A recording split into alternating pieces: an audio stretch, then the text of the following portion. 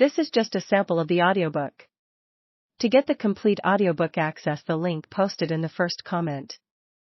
Who was not on the tour because he'd broken his collarbone, was about to compose an email containing explosive allegations of bullying that would destroy what remained of his faltering relationship with the Sussexes and would later create headlines around the world. Harry's behaviour also raised fundamental questions about the relationship between royal and courtier. Who wields the power? To what extent do royal servants play the master? And who, or what, do they really serve? Chapter 1. Starched Shirts.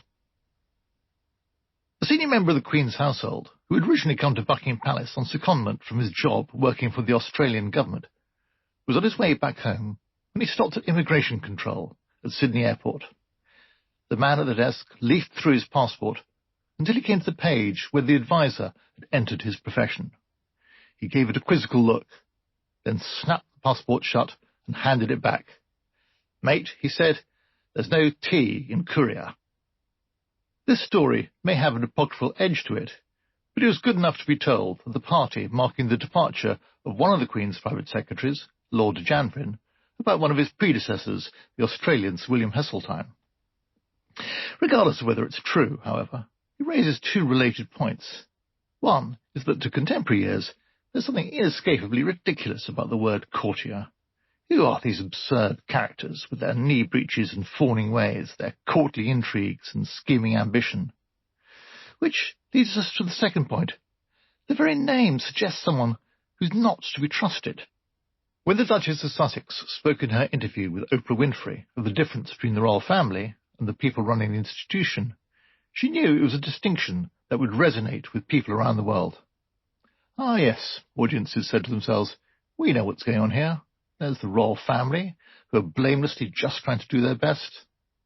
And then there are the courtiers, who are up to no good."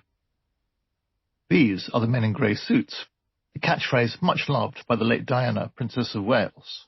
Or the men with moustaches, Princess Margaret's epithet of choice from an era when the wearing of a grey suit did not really single anyone out. They are the enemies of youth, progress and true love, who can be relied upon only to pursue power at all costs and to betray anyone who crosses their path.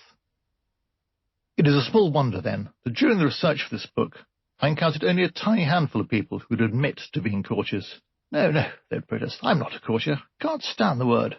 I'm a modern professional, a seasoned purveyor of impartial advice, who would be equally at home acting as a consultant to the CEO of a FTSE 100 company. You wouldn't catch me in knee breeches." Courtiers have been around for hundreds, if not thousands, of years. Whenever there is a monarch, there is a court. And whenever there is a court, there are courtiers. They look after the money, they provide advice, and they organise all those entertainments that are the essence of palace life. And, of course, they plot and scheme and attempt to curry favour with their principal. This book is not a lengthy history of courtiers. There are simply too many of them for that.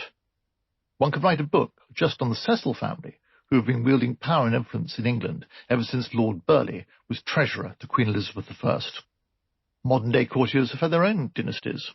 Lord Stamfordham, who served Queen Victoria and George V, had a grandson, Michael Adine, who was private secretary to Queen Elizabeth II for 19 years.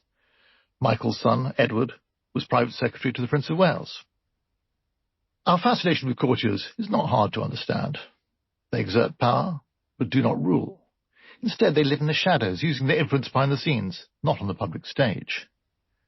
It is a world closed to the rest of us, with strange rules and peculiar dress codes, where survival is all, and fortune's favours are easily lost.